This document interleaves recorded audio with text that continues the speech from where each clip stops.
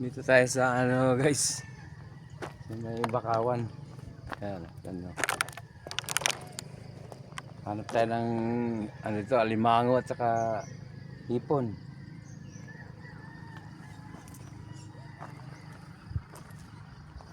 Ayan.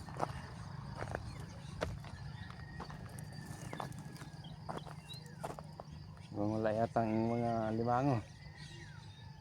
Walang alimango. May mga basura eh. Oh.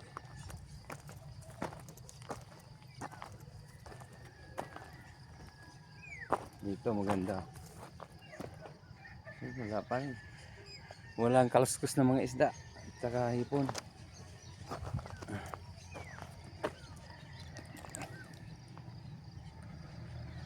Ganda dito.